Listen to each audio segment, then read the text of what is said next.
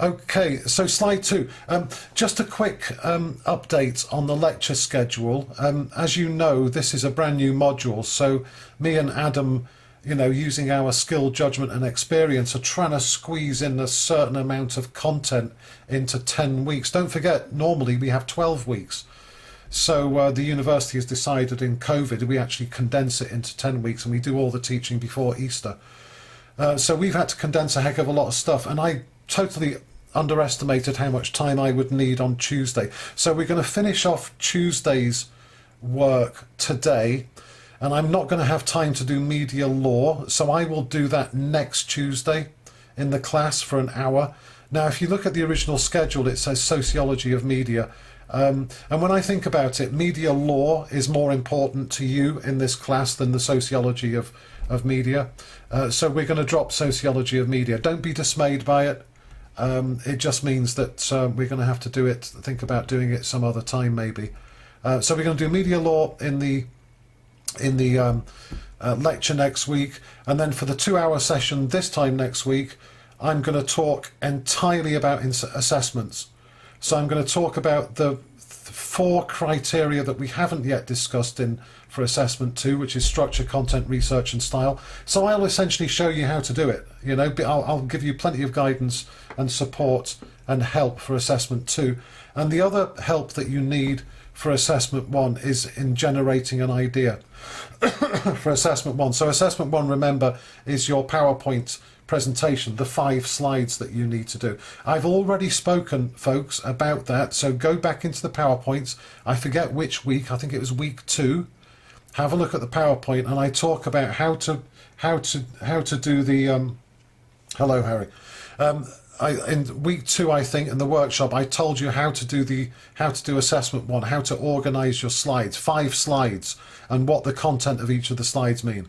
So make sure that you go back to the PowerPoint before next Friday to make sure that you know what you need to do for assessment number 1. Let me just have a quick cup of tea. Okay, so that's next week. So a change of plan. I'm sorry, I know that people generally don't like changes of plan. But we have to kind of go with the flow here, and I think media law is more important than the sociology of media. So the focus really is going to be between now and the end of the semester. I'm going to spend quite a lot of time helping you do your assessments, but folks, don't forget, it's your assessments. You need to put the energy, the hard work into it. You need to read the PowerPoints, you need to listen to the audio files if you've missed the lectures. You'll notice yesterday I took a different approach and I actually did a video. The reason I don't do videos, it's on YouTube, the details are on Moodle. The reason I don't usually do videos is that they take a long time to edit. And that's one of the things about my job in lockdown. I actually do more hours in lockdown than I do in normal times, because I don't need to do videos and audio files and all that sort of stuff normal times. But I am doing it now because obviously that's what you need. You need a good educational experience. So there's a video. Make sure you watch it if you missed the class. Okay, slide 3.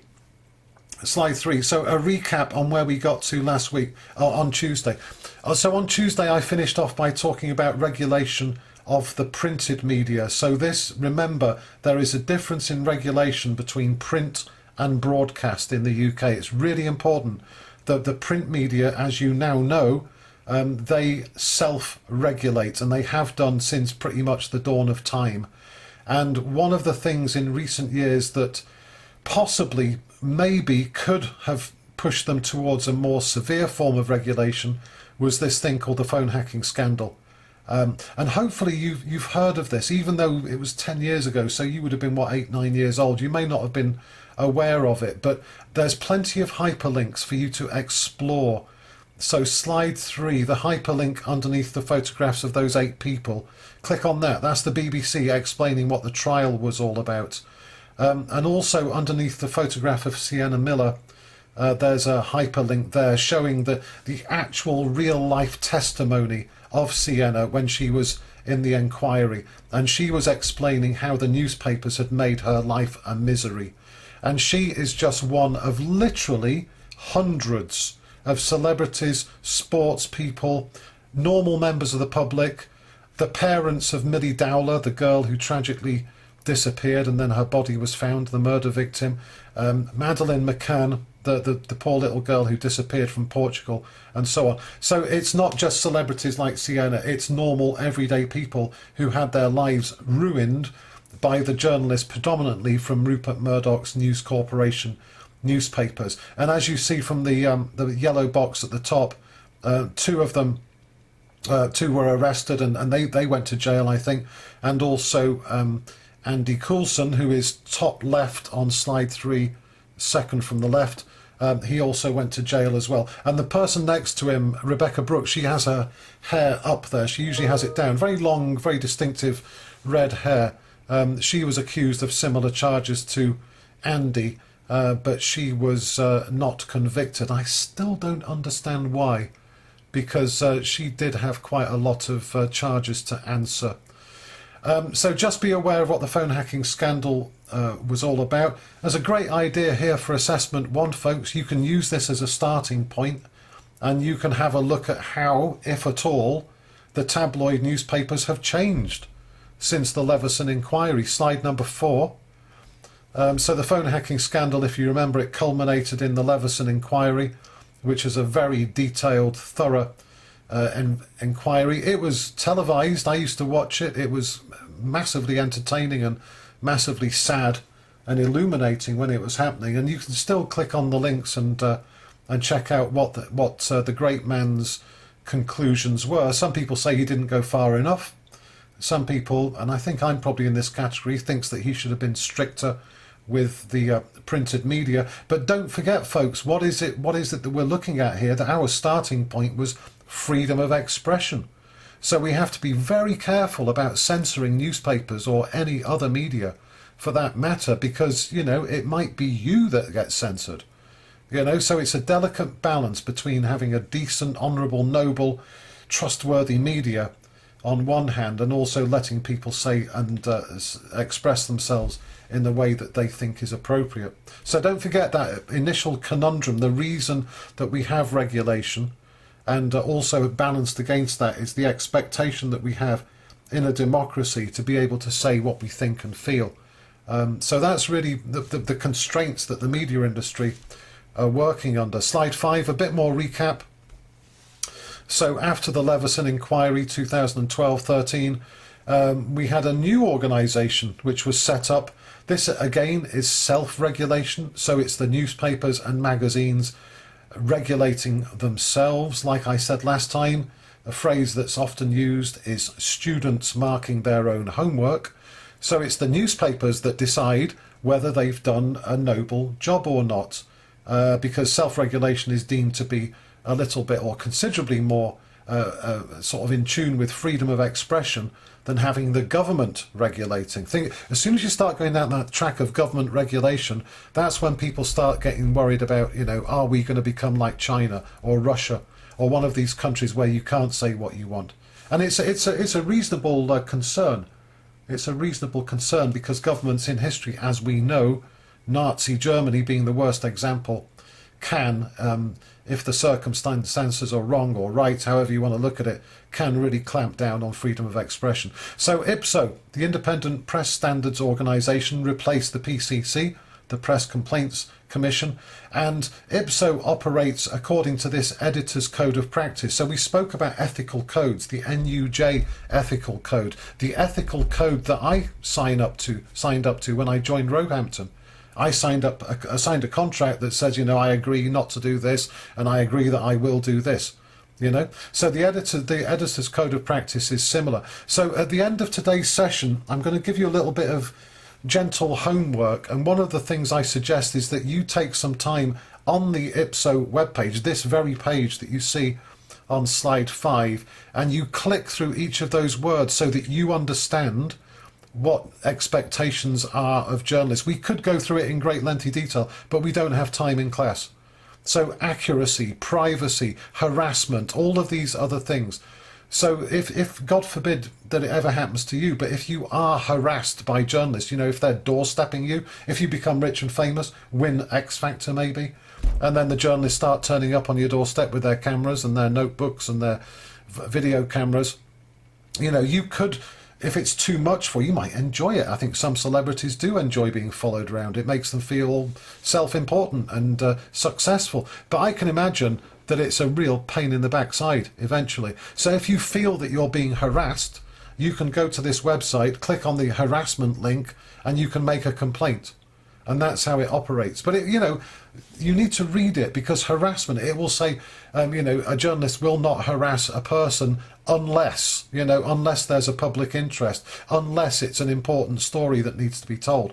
So that's how the IPSO actually gets away with doing these things, and still maintaining their integrity, or apparently maintaining their integrity. Tabloids still harass celebrities, folks. That's the point. The tabloids still contravene the privacy of people, both celebrities and non-celebrities. So I'll tell you more about the homework later on, just before we finish. And the final slide for recap, if you're interested in all of the above that we've done so far, I really recommend that you read that book, Hack Attack by Nick Davis, and just do a bit more hunting around online. Just do a search, on phone hacking, and just read some of the testimonies. And let me just say about assessment 1, I know what's going to happen next week. Somebody, or about half of you, or maybe all of you, will say, I haven't got an idea for assessment 1. Folks, can I emphasize this? This is where you earn your points. You earn your points, your mark, for coming up with an idea. It's not for me to come up with an idea. You need to get out there, think about what we've covered in class, follow the brief, and come up with an idea yourself. I'll help you, point you in the right direction for investigating it, but it has to be your idea. So remember, it's an idea that we've covered in class, or a concept, or a phrase, or an issue, and you take it as a starting point, and you take it in a different direction. So what you cannot do is do phone hacking exactly as I've done it in class, because you'll get such a low mark for originality and not following the brief. So you need to take phone hacking. If you're going to do phone hacking, take it as a starting point, and then tell me and Adam something that we don't know. Something we haven't done in class. Don't just tell us what we've done in class. Okay, slide 7. So this is the real stuff for today. So everything so far has been a recap. So for the rest of the class, I'm going to talk about 2 things: broadcast regulation, so that's TV and radio and podcasts, and the other thing I'm going to talk about is advertising, and I'm going to have another sip of tea in the process. So remember what I said on Tuesday, slide 7. Think about it as a hierarchy. So the constraints, the limits we have on freedom of expression, there is a hierarchy, and the further up that stack of 5 phrases that you go, the stronger it is and the higher the penalties. So at the top of the tree is the law, which I'll talk about next Tuesday. So things like defamation, privacy, copyright, those sorts of things, those are laws. There are actually documents that the Parliament has discussed and passed through voting in the House of Commons and the House of Lords, and they are the laws of the land. And this is, again, what Professor Bloy will talk about with relation to social media in week 9. And at the bottom, you've got professional codes. We've spoken about the NUJ code. These apply to employees. The worst thing that can happen if you break the professional code is that you'll lose reputation among your colleagues and possibly among your readers. You could lose your job as well if the next line, company codes, if it says in your contract that you must not do this and then you do it, so you could lose your job. Self-regulation, the worst thing that can happen if a newspaper does harass somebody too much, they can be reprimanded by IPSO. In theory, I can't think of an example when it's happened. The editor of the newspaper could be fired, but there's no fine and there's no prison sentence. So we're going to look at the next level up. So this is a statutory body. What I mean by statutory, in the case of Ofcom was actually established by an Act of Parliament. So it is officially, by law, the organisation that regulates the broadcast industry. And the crucial point is that the regulation for broadcast is tighter and stronger than the press. When I say the press, people often use this word, particularly in America. Press means literally pressing ink onto paper. So the press means the printed media. In America in particular, they talk about TV and radio as being the press. It's not.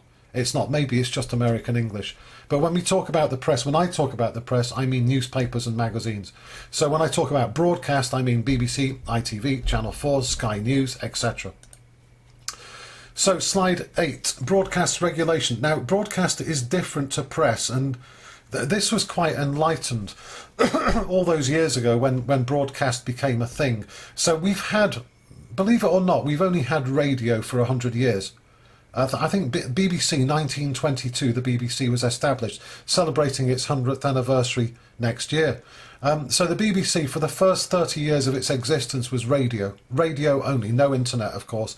And then in the 50s, television started to become popular. The big event was actually the coronation of our present Queen, 1953, because people wanted to watch it on their televisions. TVs were really expensive in those days, and they were tiny, and they were just black and white screen, and the sound was rubbish.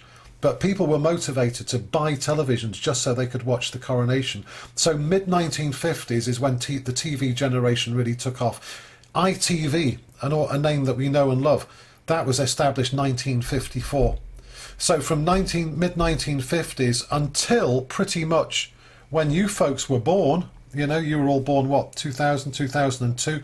Pretty much for that whole 50 years, 1950s to 2000, television was king, essentially. And for the majority of that period, we only had, believe it or not, 2 channels. You know, so when I was growing up, when I was a kid, we had BBC One, ITV. BBC Two came in when I was about 5-6 years old, late 60s. And then Channel 4 came in 1982, Channel 5 1997. And then there was a huge increase in the number of channels with cable and satellite and so on in the 80s and 90s and beyond. But somebody somewhere said at some point that broadcast is actually more powerful than the print, and that it is different for sure. So let's go through these points quickly. First of all, the technology can be controlled more easily by government. So what broadcasters don't want is government interference. They want to be able to say what they think and feel, and you know, artistic freedom is very important, right? So broadcast can literally be switched off, and you've seen it recently. It happened in Myanmar, Burma, otherwise known as. I was listening to reports. You know, Southeast Asia, they have a protest revolutions going on at the moment, and there was a report the other week and it said the government's turned off the internet. You know, so God forbid that anything ever happens like that here, but the government, if we did have a revolution, that the government would probably turn the internet off. And it can, so media, broadcast media, can be controlled more easily. TV you know, stations can be turned off as well. Second point, people make conscious decisions to buy newspapers, but now if you think about it, especially your generation, you don't really buy newspapers. You might walk past them on the way to the tube station and see the front pages. But point number 3, TV and radio is very invasive. So if you get in a taxi cab, you're hearing it, even though you haven't consciously tuned into it. Or if you walk through PC World, you see all the TV screen showing. Or if you're sitting in the lounge with your family and you're on your mobile phone and your mum's watching Coronation Street, you know, you're still aware of Coronation Street, even though you're not particularly interested in. So TV and radio are actually, they come into our lives whether we like it or not. Another example, I've never watched Love Island, okay? But I know through conversations I've had with people and been in the room when people have been watching it, I kind of, sadly, I know what goes on Love Island. It's not my favourite programme, which is why I don't watch it. So it's very invasive. Point number 4, it's more interactive and powerful than the press. Radio phone-ins, for example, on LBC. People spend more time in front of the TV and radio than they do reading newspapers, especially your generation, especially kids. As well. I'm not saying that you're kids, but you know what I mean. When you're a child, you spend far more time watching TV than you ever would reading a newspaper. And also, point number 7, importantly, broadcast also needs to be protected from abuse from the state. You know, having the government getting involved too much in what people say and the messages that are spread on the broadcast media. So broadcast is much more powerful, that's the bottom line, than print media. And this was realised many years ago, way back in the 1950s. So hence governments over the years have been much more focused on statutory regulations, so rules and regulation that come from Parliament. Slide number 9. So regulation, I've tried to condense it all into one slide. Again, I could talk forever about this because it is kind of interesting. and important. So there have been various acts of parliament from the mid-1950s until, well, the most recent one, 2017, right at the bottom. It says BBC 2017. So in 2003, an important piece of legislation, it's called the Communications Act of Parliament. So this established the Office of Communication, which is abbreviated to Ofcom. So we got various organisations in the UK. We've got Ofgen, which is generating electricity. We have Ofstud now. There's an office for student satisfaction as well, which you're probably familiar with, came in last year. So what Ofcom did was combines the duties of those different sub-organisations: Independent Television Commission, Office of Telecommunications, Radio Authority. And in 2017, the BBC used to be a separate entity, but now it comes under the auspices of Ofcom as well. So slide 10. If you go to the Ofcom website, don't do it now, but you will do, and I hope you do later. So go to Ofcom, ofcom.org.uk, and you will see in great vivid, lengthy detail the sorts of things that Ofcom does. So it's not just the broadcast industry. They also regulate, believe it or not, postal services. So the post office, charges and service levels and that sort of thing. They also regulate the telephone network. So they get involved in handing out licenses to phone services like O2 and 3 and organisations like that. So on the left hand side it explains in just briefly what it does: phones, telecoms, internet, TV, on demand. So on demand as well. So Netflix and things like that, postal services, etc., etc. So it has quite a broad remit. But the bit that we're interested in particular today, is slide 11, what's commonly known as the TV and radio broadcasting codes. So this, as I've said in the oval at the bottom, the orange oval, is very similar to IPSO. So it's very similar to the print media. No, I wouldn't say very similar, but it has covers similar territory. So as you can see on the right hand side, it divides it section by section. So section 1, protecting the under 18s. You may have come across in the past, for example, a programme that's on, say, 5:30 in the afternoon that is inappropriate for children. It maybe has a sexual reference in it, or it has a swear word in it or something. So that's where Ofcom gets involved. So if you come across that, if you're sitting with your young sister and you're watching a programme at 5:30 and there's a terrible swear word or a bit of nudity or whatever it might be, then perfectly within your rights to complain about it directly to Ofcom. I suggest you do. Instead of going on social media and saying how bad it was, go straight to the top, go to Ofcom. And if Ofcom get enough complaints about something like that, then they will do something about it. So that's essentially how it works. Now, another thing that you may have heard about in the UK is this thing called the watershed. It's a really weird word, but basically from 9 o'clock onwards, that's when all the adult entertainment and movies can go on to TV. The idea is that kids have gone to bed by 9 o'clock. I know that that's not true, but they need a line in the sand. So basically, if you hear swearing or references to drugs or violence, too much violence, or nudity, after pre the watershed, it's called the watershed. It's actually a geographical term. It means the direction in which water flows. I don't know whether you know that. But anyway, anything after 9 o'clock is acceptable for adult viewing. Anything before that should be for family viewing. Harm and offence, section number 2. So, offence is a strange one because some people think that they should never, ever, ever be offended. But think about war reporting. If you want to know what's happening in a war, you're probably going to have to see dead bodies. I mean, that's what war is. And there have been lots of big debates about this, about, people reporting from war zones, and it was horrible to see that school that had been hit by a bomb. My approach is, well, if we do see it, then maybe in the future we won't be so keen on going to war, So there is a case to be offended, and it's a bit like sort of Black Lives Matter and some of these other debates that we've had recently, and people talk about cancelling people who say certain things. Personally, I would invite people to say, even if it's an extreme view, because then you know what the view is and then you can deal with it. And if you just push it underground, then it just festers and becomes horrible, and you get organisations setting up that are really evil. So I personally think that we need to air these views. I mean, everybody's got their own point of view, so mine is just another one of those. But have a look through.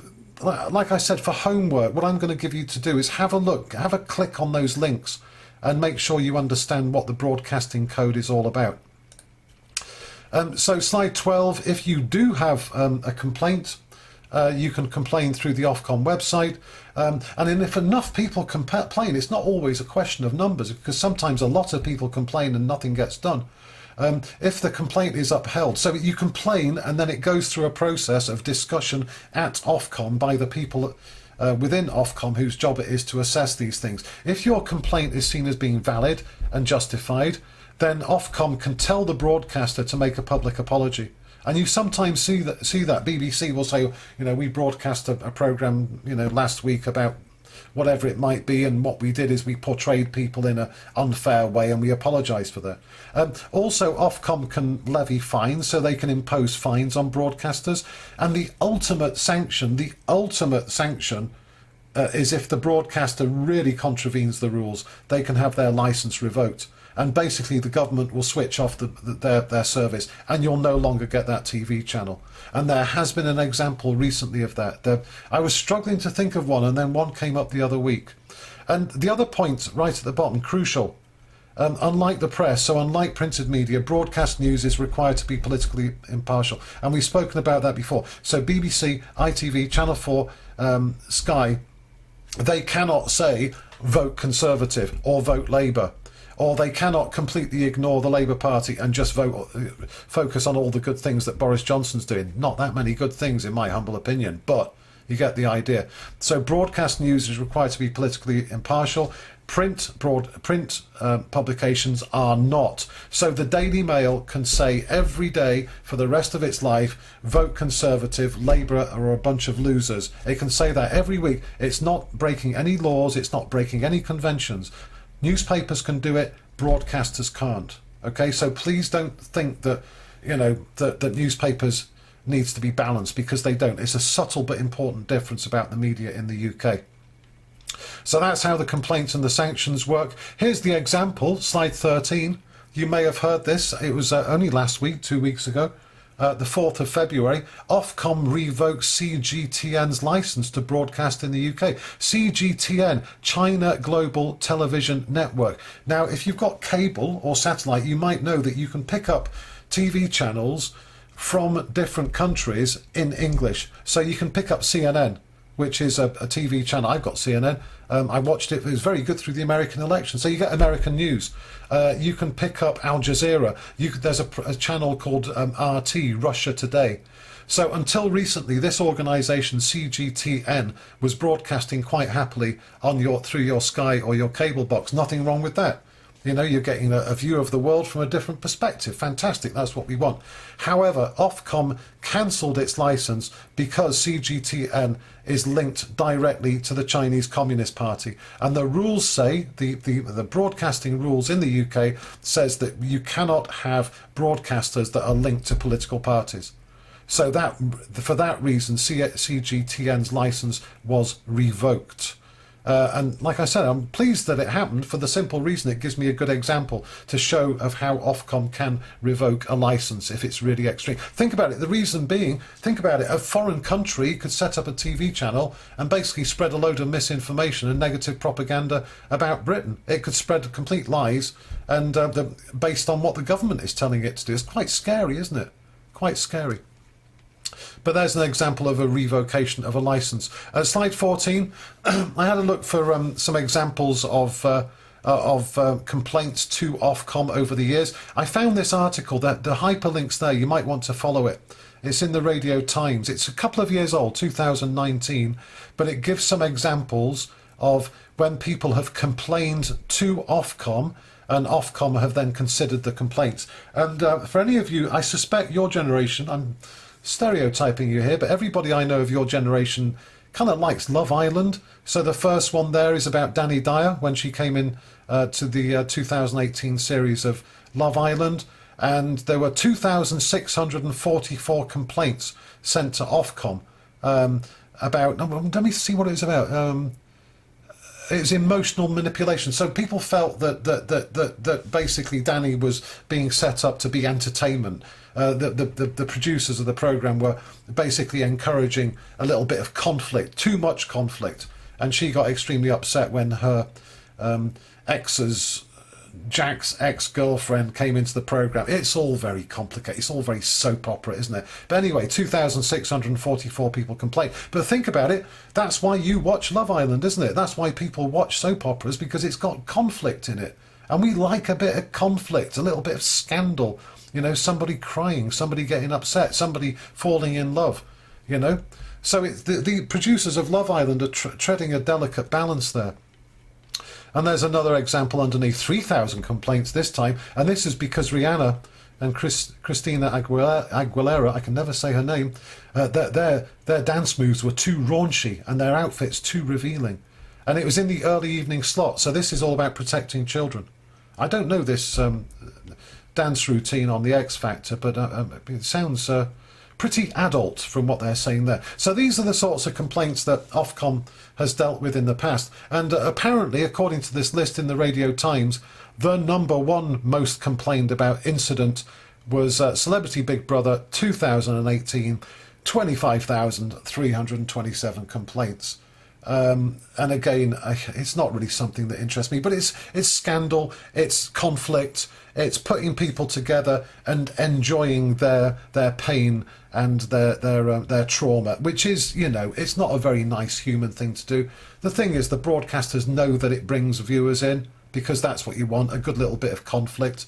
But sometimes they go too far. So a lot of the major complaints that Ofcom have had have been about treating people in a not very respectful manner. So that's Ofcom. What you need to do, folks, and I'll confirm it at the end, you need to go on the website and understand what Ofcom does and how it does it.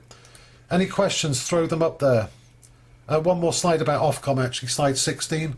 Ofcom is really good for research and data, and if you go onto the website and you click on the section that says research and data, it's fascinating because they will show you, for example, how TV channel viewing figures, for example, how much time people spend on the internet, that might interest you, how much time people spend consuming news from TV versus news from Facebook. So there's loads of really, really good potential on the Ofcom research and data section for assessment #1. Okay, and moving on to ASA. So the next section, just to finish off regulation, I want to talk about this organisation called the Advertising Standards Authority, more commonly known as ASA. So the ASA, slide 18, it's quite similar in a way to the regulators of the press because it's self-regulation. It's self-regulation. Established way back when, 1962, so it's been around for about 60 years.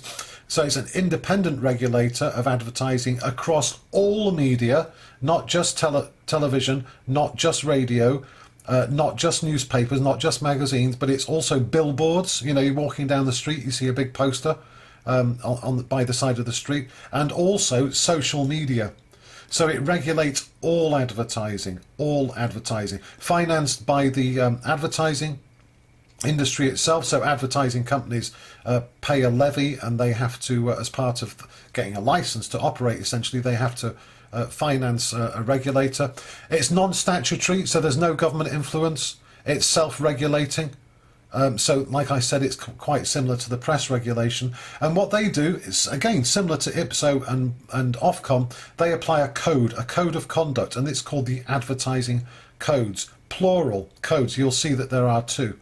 And what they do, similar to IPSO and Ofcom, they act on complaints, and they also sometimes proactively, so in advance, they take action against misleading, harmful or offensive ads. So if they get wind of an advert that hasn't been broadcast yet, but they know about it, they can actually say before it's broadcast that you cannot broadcast this advert. Now, if you remember nothing else about the ASA, folks, remember those 4 words. All adverts need to be legal, decent, honest and truthful. Legal, decent, honest and truthful. So those 4 words are the words against which adverts are judged in the UK, and it makes sense, right? They need to be legal. You can't sell weapons, for example, guns or flamethrowers or whatever. It has to be decent. Decency is a quite a grey area, because what's decent for your generation might not be decent for my generation. Obviously, they have to be honest. So if it says, I don't know, if the advert says you can get a litre of Coca-Cola for 50p. When you go to the shop, you do really need to find that 50p litre of Coca-Cola, not £1 or £2.50. And truthful, honesty and truth, they're pretty similar, aren't they? So the claims that you make about a product, it has to be correct. And if it's not, then you can complain to the ASA and they can take steps. Slide 19, there are actually 2 advertising codes. On the right-hand side, there's the broadcast code. So this is radio, TV, tele-shopping, things like QVC channel and things like that, TV and radio. And then you've got non-broadcast. So this is promotional marketing. This is the sort of stuff you get shoved through the door. These are the things that you get on social media, these special offers for things like, what was that thing really huge a few years ago? Woucher. Do you remember Woucher? Are they still going strong? I don't know. Or organisations like that. So it's broadcast and non-broadcast. Slide 20, the complaints procedure, very similar, like I said, to Ofcom. So you can lodge a complaint as an individual or a company. So if your rival company is making claims on adverts which are untrue, so if you're British Airways and Virgin Atlantic is making claims, British Airways can complain. It's assessed by what's called the Asa Council. So that's a group of wise people who make decisions, like a jury in a court of law. If the complaint's deemed to be significant and valid, then an investigation can begin. The first step is the advertiser is contacted and their views are consulted. So it's all very civilised, it's not like a dictatorship. The advertiser does have an opportunity to explain themselves. Sometimes experts are consulted. I've never been consulted, maybe one day, if I'm lucky. And then an adjudication, a judgment is made. And sanctions can be applied, but they're not very strict. They're not very strict. So an advertiser can be told, for example, that you can't use that advert again. And as it says at the bottom, most adverts are vetted, are checked before transmission. But there is often a thin line between creativity and accuracy, bad taste and offensiveness. And there have been lots of examples in the past where adverts, the first version of an advert has actually been quite in bad taste, and then it's not been broadcast, but the company still gets a little bit of a ripple, a little bit of interest and a few clicks because it's had its advert banned. So having your advert banned is actually a badge of honour for some advertising agencies, So that's the procedure. Slide 21. The possible sanction. When I say sanction, I mean penalty. So the mild ones at the top, the strong ones at the bottom. So firstly, before the investigation, it could be an informal resolution. So an advertiser might be told, not to use, don't have an advert with people getting drunk. You ever notice that adverts about alcohol, you never see a drunk person in an advert about alcohol. And then you go out on a Friday and Saturday night and you see drunk people everywhere. That always amazes me. Another one that amazes me, when you see car adverts, like for Audi or BMW, the car's always driving through this amazingly quiet, empty city street or down a desert road.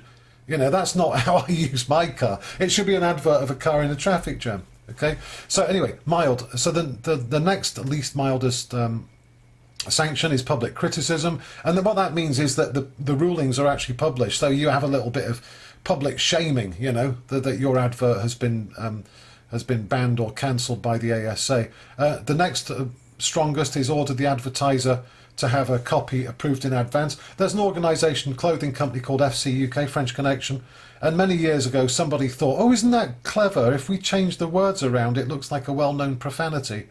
And they've just, in my opinion, they've just overdone it, And they've been pushing it so far. A few years ago, the ASA said to them, look, you're just, taking the proverbial. You need to have all of your adverts checked from now on. I don't know if it still applies, but it certainly was a few years ago. So the next thing they can do is order compliance. So they can tell you to remove spurious claims. Like this shampoo, will give you the glossiest hair in history.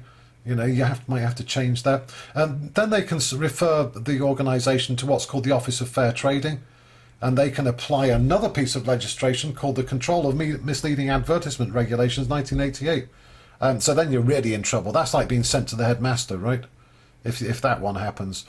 And then the worst thing that can happen, as with CGTV, you can be referred to Ofcom, which can revoke the license of the broadcaster. So pretty powerful stuff, but no fines involved and no jail sentence involved. But you can lose your reputation. Let me just finish off, because we're going over time again slightly here. And I'm sorry, because some of you have had to go. No worries, Harry. So some examples, recent examples, something I know is close to the heart of youngsters, influencers. So this one is: filters should not be applied to social media adverts if they exaggerate the effects of the product. The Advertising Standards Authority has ruled. You can read that one at your leisure. But I put the key words at the top again: legal, decent, honest and truthful.